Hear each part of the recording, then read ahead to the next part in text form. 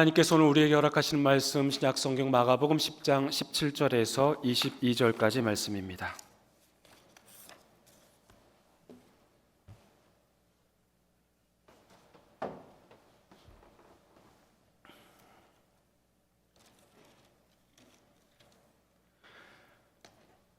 이 하나님의 계시의 말씀을 한 목소리로 받들어 읽겠습니다. 예수께서 길에 나가실새 한 사람이 달려와서 꿇어앉아 묻자오되 선한 선생님이여 내가 무엇을 하여야 영생을 얻으리이까? 예수께서 이르시되 내가 어찌하여 나를 선하다 일컫느냐? 하나님 한 분 외에는 선한 이가 없느니라. 내가 계명을 안 하니 살인하지 말라, 간음하지 말라, 도둑질하지 말라, 거짓 증언하지 말라, 속여 빼앗지 말라, 내 부모를 공경하라 하였느니라. 그가 여짜오되 선생님이여 이것은 내가 어려서부터 다 지켰나이다. 예수께서 그를 보시고 사랑하사 이르시되 내게 아직도 한 가지 부족한 것이 있으니 가서 내게 있는 것을 다 팔아 가난한 자들에게 주라. 그리하면 하늘에서 보화가 내게 있으리라. 그리고 와서 나를 따르라 하시니 그 사람은 재물이 많은 고로 이 말씀으로 인하여 슬픈 기색을 띠고 근심하며 가니라. 아멘. 교회 여러분 평안하셨습니까? 한 주간 평안하셨습니까? 이 자리에 함께 참석하신 우리 모든 교우님들, 우리 주님의 크신 사랑과 은총이 함께 하시기를 간절히 소망합니다. 지난주 말씀을 요약하면 예수님께서 제자들과 함께 갈릴리를 떠나 요단 동편을 건너가서 다시 요단 건너편으로 서쪽으로 와서 예루살렘으로 가는 이동 중에 있습니다. 어디까지 가신지는 몰라요. 하지만 확실한 것은 예수님께서 어느 한 곳에 머무르셨더니 사람들이 몰려드는 겁니다. 성인들만 몰려든 것이 아니라 자녀들을 데리고 온 부모들, 부모가 자녀들까지 데리고 와서 아이들과 어른들이 함께 모여 있는 것이죠.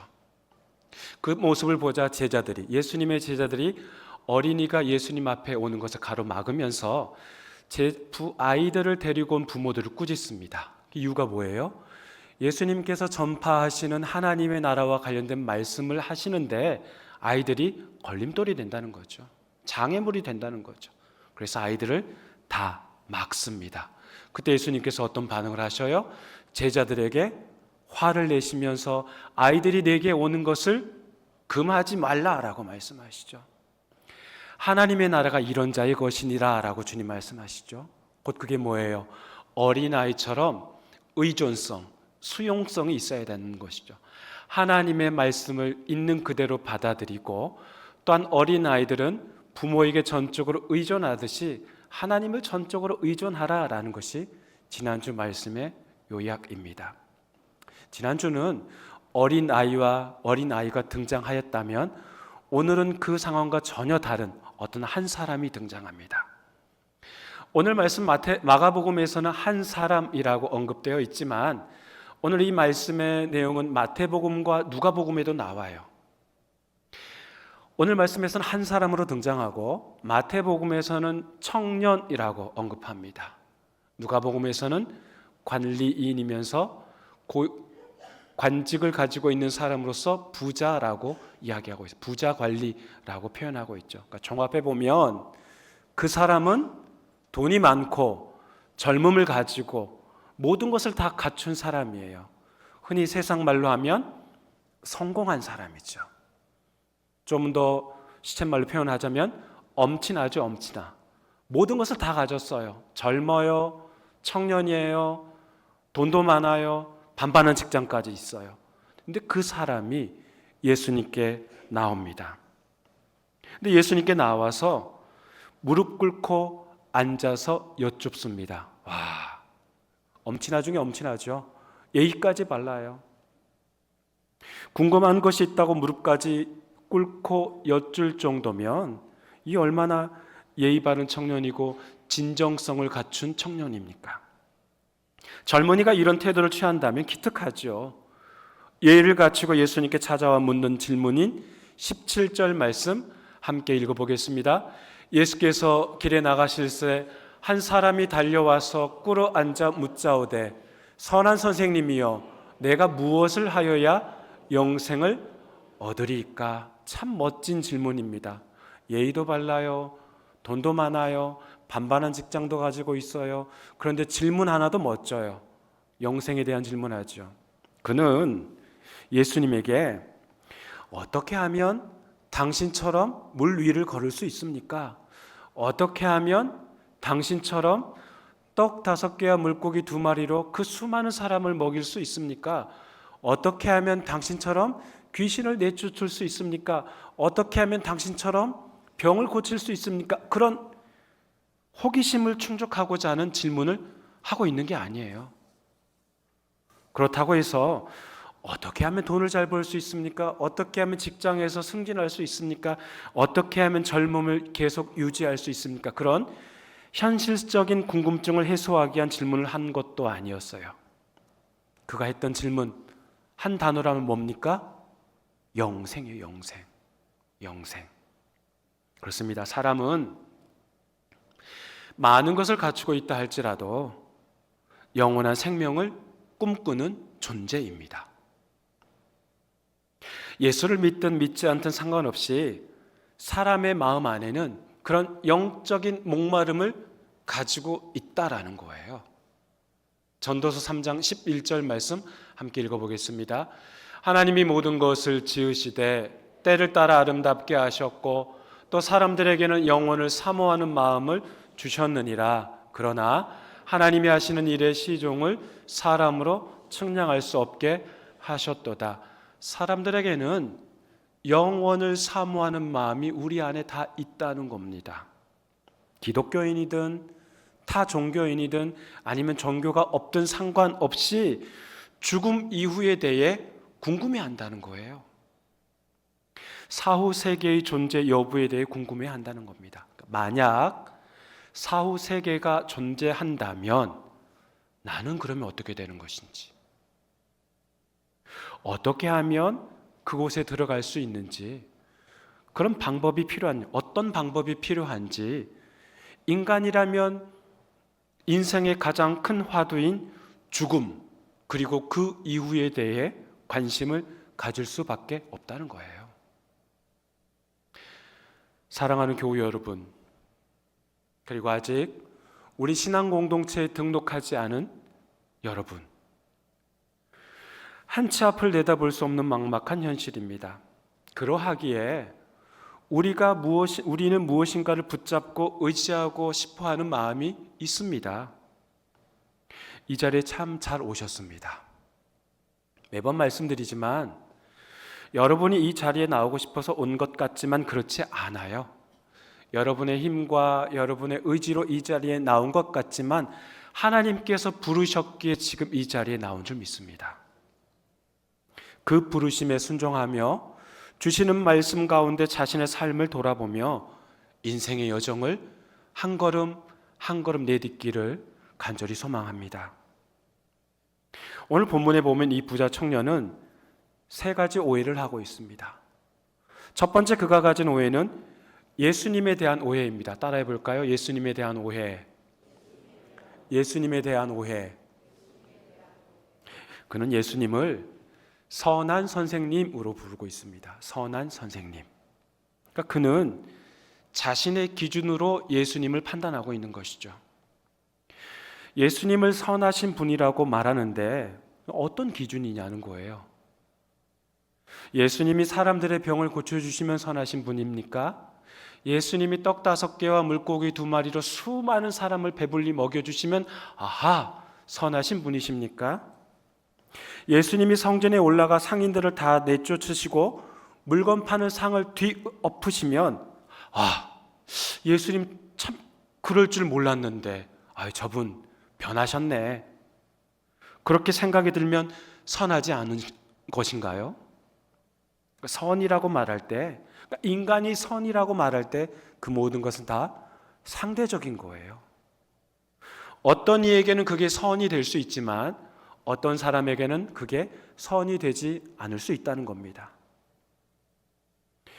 그러나 성경에서 말하는 선은 절대적입니다. 다시 말하면 하나님께서 하시는 그 모든 일이 선하다는 거예요. 인간의 관점에서 보면 과연 저것도 선한 것인가 라고 의구심이 들 수도 있지만 하나님 보시기에 선이면 그 모든 게 다 선입니다. 유한한 인간, 불완전한 인간이 시간과 공간을 초월하시는 그 하나님의 큰 뜻을 우리가 다 어찌 알 수 있겠습니까? 우리에게는 약간의 의심이 든다 할지라도 하나님께서 하시는 일이라면 그게 다 선이라는 거죠. 다른 예를 들어보겠습니다. 교회에서 가장 많이 듣는 단어 중에 하나가 죄이죠, 죄. 우리 교회는 새가족 양육을 제가 하고 있어요. 제가 하고 있는데요, 2번만 합니다. 우리 교회만의 특징이에요. 어떤 교회, 타 교회에서 우리 교회 오신 분들 중에 제가 여쭤봐요. 새가족 양육을 몇 번 하셨습니까? 새가족 교육을 몇 번 하셨습니까? 어떤 분들은 4번, 어떤 교회는 6번, 심지어 어떤 교회는 서울에서 오신 분은 그러시더라고요. 6개월 하셨다고요. 와, 6개월 동안 새가족 교육 받으시면 지칠 것 같아요. 우리 교회는 딱 2번만 합니다. 그러니까 아직까지 등록하지 않으신 분들은 2번이면 끝나구나 생각하시면 돼요. 지난번에 새가족 양육할 때 정말 교회 문턱을 처음 밟아보신 분이에요. 예수의 예자도 한 번도 안 들어보신 분, 이곳에 와서 들어보신 분이에요. 제가 그분에게 여쭤봤어요. 성도님, 좀 교회에 오면 다 우리는 죄인입니다, 죄인입니다 라고 말을 하는데 그 말씀을 딱 들었을 때 첫 느낌이 어떻습니까? 라고 하자 주저없이 그러시더라고요. 기분이 나빠요.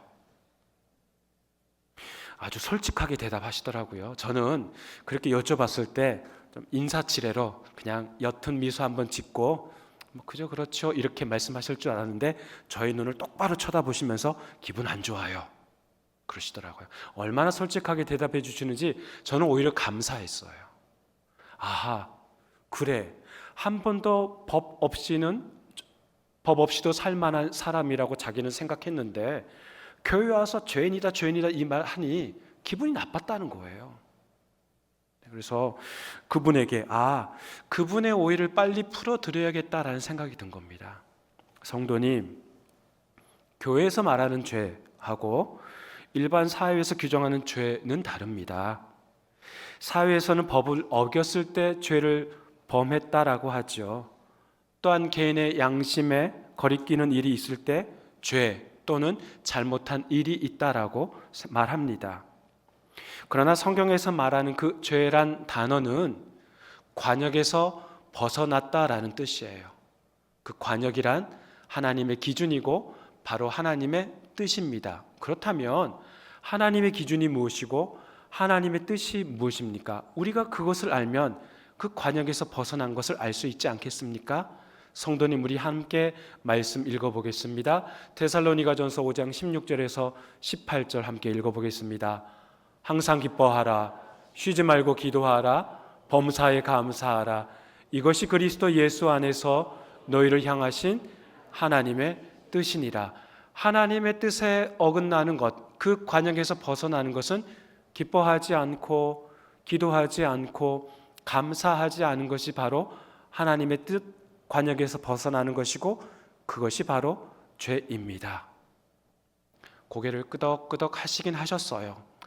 이제 예수를 처음 믿다 보니 그 말씀이 아주 마음 가운데 다 들어오진 않았을 수도 있겠습니다.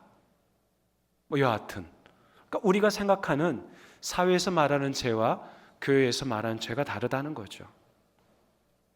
오늘 본문도 마찬가지입니다. 선하다고 할 때 과연 그 선이라는 것이 누구의 기준이냐는 겁니다. 부자 청년이 말하는 선은 그저 자신이 생각하는 기준이에요. 그러나 예수님께서 생각하시는 선은 청년이 말하는 그 선과는 다르다는 거죠. 쉽게 말하면 네가 말하는 선과 내가 말하는 선은 완전히 다르다라는 거죠. 너는 나를 선생으로 대하면서 선한 분으로 인식하지만 나는 너의 선생이 아니라 너의 주인이다라는 거죠. 창조주와 피조물의 관계라는 거죠. 선생과 제자의 관계가 아니라 창조주와 피조물의 관계. 그러니까 청년이 가진 오해를 예수님께서 풀어주신 것입니다. 관계 재정립을 하신 것이죠. 부자 청년이 가지고 있던 첫 번째 오해를 예수님께서 풀어주신 것이죠. 두 번째 그가 가진 오해는 구원에 대한 오해입니다. 따라해 볼까요? 구원에 대한 오해. 구원에 대한 오해. 부자 청년은 영생을 얻기 위해서, 그러니까 구원을 얻기 위해서 무엇인가를 해야 한다라고 생각한 거예요. 선한 선생님, 내가 어떻게 하여야 영생을 얻게 되리까? 무엇인가를 해야 영생을 얻고 내가 무엇인가를 해야 구원을 얻는다라고 생각한 겁니다. 근데 보십시오. 이런 행위를 통한 구원을 얻는다는 생각을 부자 청년만 하였을까요? 사실상 이 부자 청년은 우리 인간을 대표하는 인물입니다. 우리도 똑같이 이런 생각하고 살아요. 그래도 구원을 얻으려면 최소한 내가 어떤 것이라도 해야 되지 않을까라고 생각하며 사는 거예요. 저만 그렇게 생각합니까? 여러분은 그렇게 생각하지 않아요? 아니야. 하나님께서 전적으로 주신 은혜지 그게 무슨 내가 어떤 것을 해야 돼? 그럼 맞아요. 하지만 그래도 내가 최소한 조금이라도 내가 구원에 어떠한 기여하는 바가 있어야 되지 않겠어? 라고 생각하는 게 우리 인간이라는 거예요. 그러면 선행을 통해서 구원을 받는다라고 제가 이제 양보하겠습니다. 양보하고 여러분께 여쭤보겠습니다.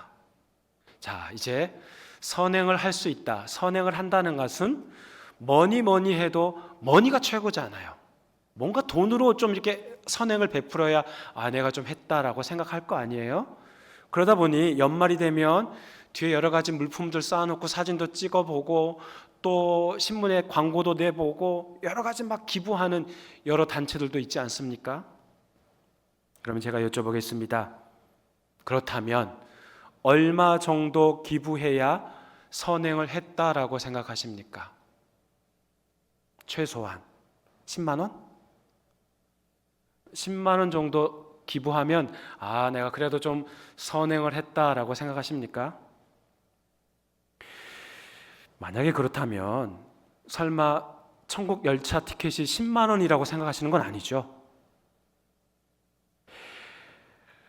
그럼 조금 더 쓸까요? 10만 원은 좀 너무 작다라고 생각하시면 조금 단위를 바꿔보겠습니다.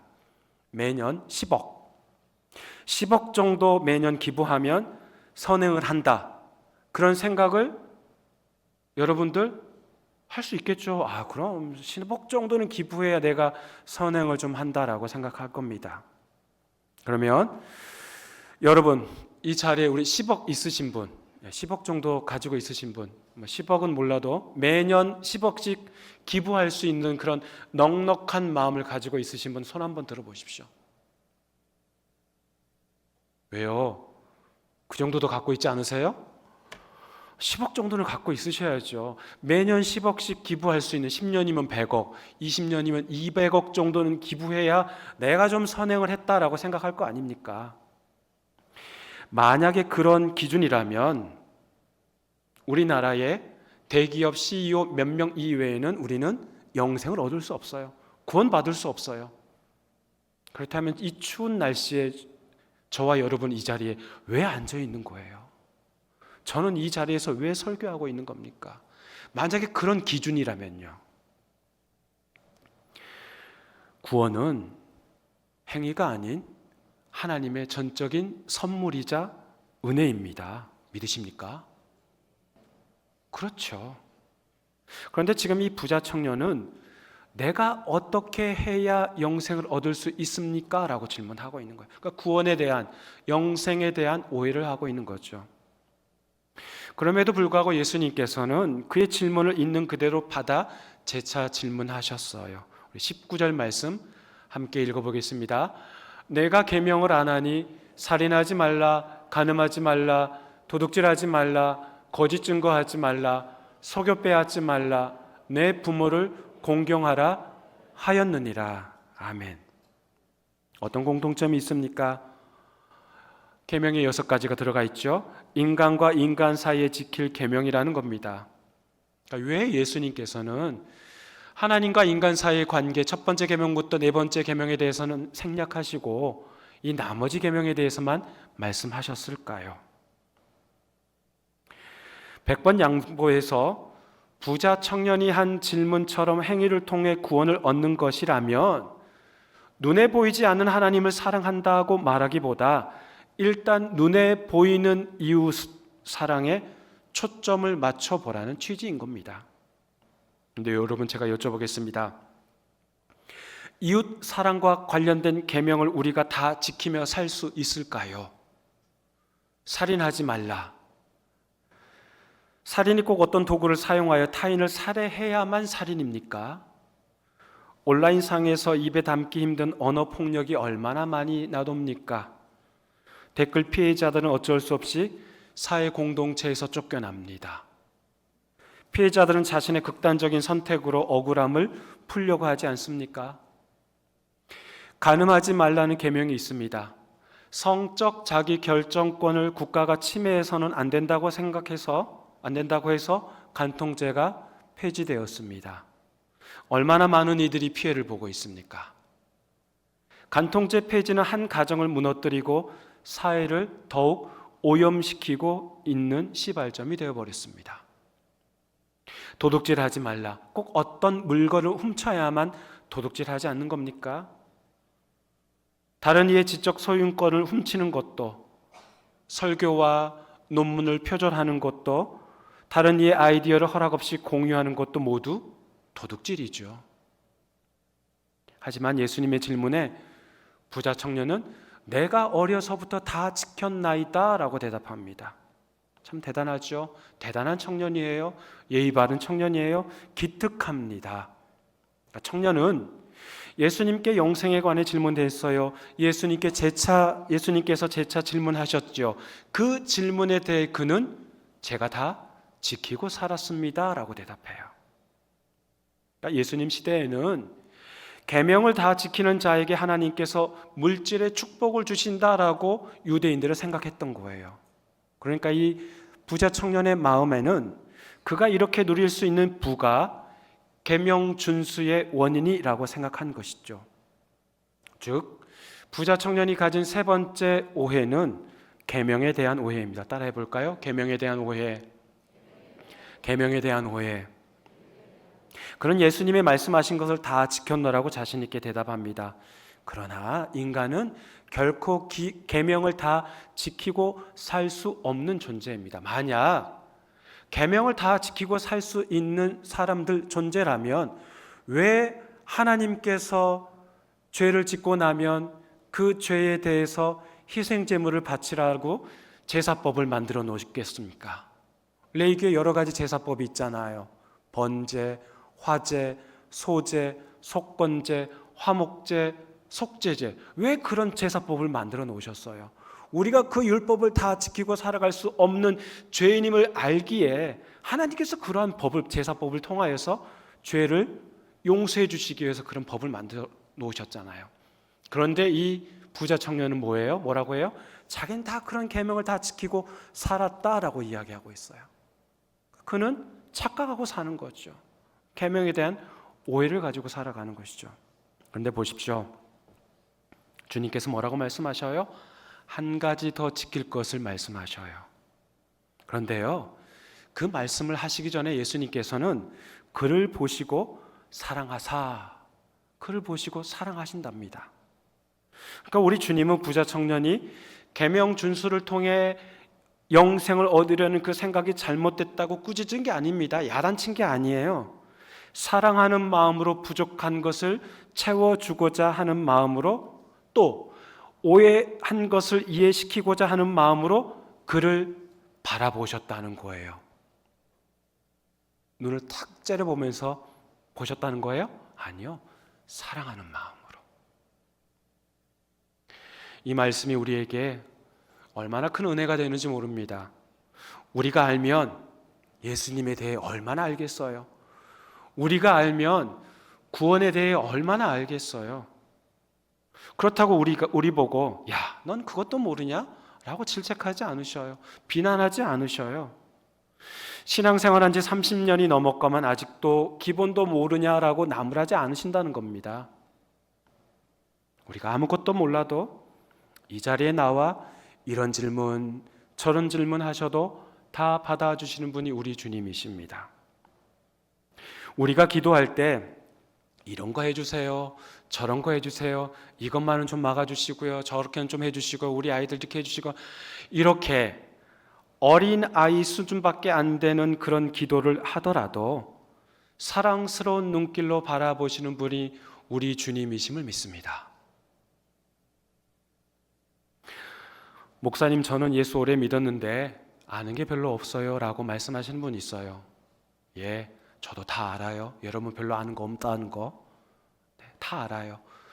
하지만 제가 그렇다고 아유 왜 그것밖에 모르세요, 신앙생활 20-30년 하셨는데 아니 좀 그 정도밖에 안 되세요 라고 제가 나무라던가요? 아니요, 절대 그렇지 않아요. 왜요? 저도 부족하기 때문에 그래요.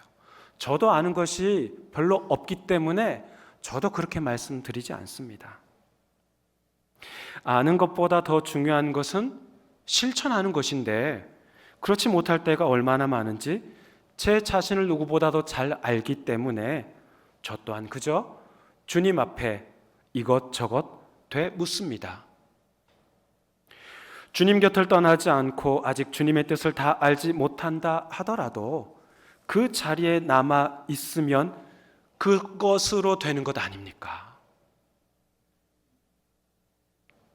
예수님은 부자 청년이 가지고 있던 오해를 풀어주시기 위한 것이죠.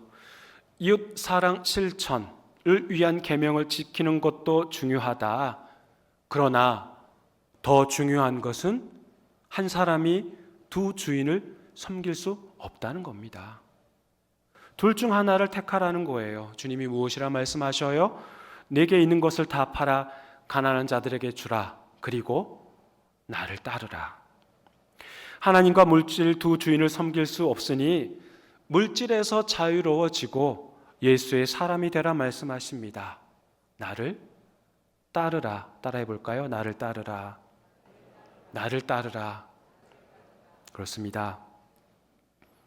사랑하는 교회 여러분, 영생을 얻기 위해서는 계명을 잘 지켰다고 해서 얻을 수 있는 게 아니에요.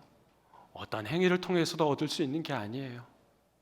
자신의 기준으로 선한 것이 무엇인지 그것을 말했다고 해서 영생을 얻을 수 있는 게 아니에요.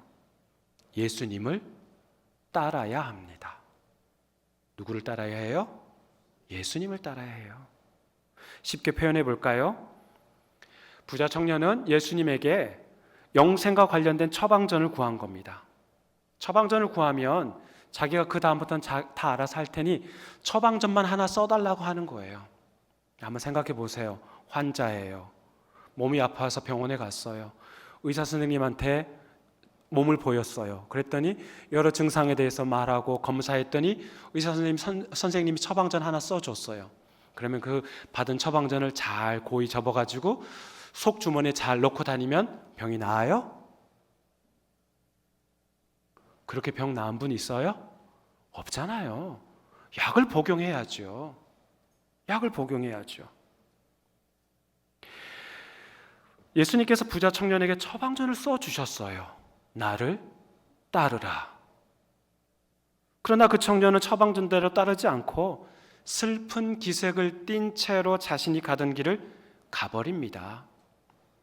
영생을 원했지만 자신의 모든 소유를 바꿀 만큼 절실하게 필요한 것은 아니라고 생각하는 것이죠. 영생도 있고요, 물질도 있어요. 그러나 이 부자 청년은 이 물질에 좀 더 기울어진 거죠. 이 물질을 가지고 슬픈 기색을 띠고 그 자리를 떠나 자신이 가던 길을 가게 된 겁니다. 앞달락에서 하나님의 나라는 어린아이 같은 자의 것이다고 주님께서 말씀하셨죠. 그 말씀을 뒤집어 보면 뭐예요? 하나님의 나라는 너희들의 것이 아니다. 하나님의 나라는 부자 청년 너의 것이 아니다 라는 뜻이죠. 성자 하나님이신 예수 그리스도를 전적으로 의지하지 않고 하나님의 말씀을 받아들이지 않으려는 사람은 하나님의 나라를 소유할 수 없습니다. 이 세상에서 모든 것을 다 갖춘 부자 청년이라 할지라도 그는 주님에 대한 의존성과 수용성이 없었어요. 처방전만 써주시면 그가 알아서 해보고자 했던 거죠. 결국 이 청년은 세 가지 오해를 풀지 못하고 그 세 가지 오해를 품고 그 길을 떠났습니다. 어떤 생각했을까요? 아휴, 나는 잘못 없는데 당신이 나를 잘못 이해하고 있다. 그렇게 생각하면서 떠났겠죠. 이런 망상에 빠지면 약이 없어요. 사랑하는 교회 여러분, 우리도 얼마든지 이 세 가지 오해를 가지고 살아갈 수 있습니다. 예수님에 대한 오해, 영생에 대한 구원에 대한 오해, 또한 계명에 대한 오해를 품고 살아갈 수 있어요. 그러나 주님의 말씀을 이해하면 주님과 나 사이에 막혔던 오해의 벽에서 벗어나 화해의 길로 나아갈 줄 믿습니다. 그 길 잘 걸어가시는 저와 여러분의 삶이 되길 주의 이름으로 축원합니다. 하나님 아버지 감사합니다. 부자 청년 있을 것 다 갖춘 자입니다. 부도 있고 젊음도 있고 또한 예의도 바르고 영생에 대한 영적인 목마름도 있었습니다. 그러나 그는 세 가지 오해를 하고 있었습니다. 하나님, 우리 또한 세 가지 오해를 하며 예수님에 대한 오해, 또한 구원에 대한 오해, 계명에 대한 오해를 가지고 있을 수 있습니다. 그러나 어린아이처럼 전적인 하나님의 말씀을 받아들이는 수용성이 있게 하여 주시고 또한 하나님의 전적으로 하나님만을 의지하는 의존성을 가지고 있다라면 그 모든 오해를 풀고 이해하며 온전하게 주님과 화해하며 주의 길을 따라갈 줄 믿습니다. 성령 하나님께서 그 길을 잘 인도하여 주실 줄 믿습니다. 그 말씀 붙들고 살아가는 저희들의 삶이 되도록 주님 도와주시옵소서. 예수님의 이름으로 기도하옵나이다. 아멘.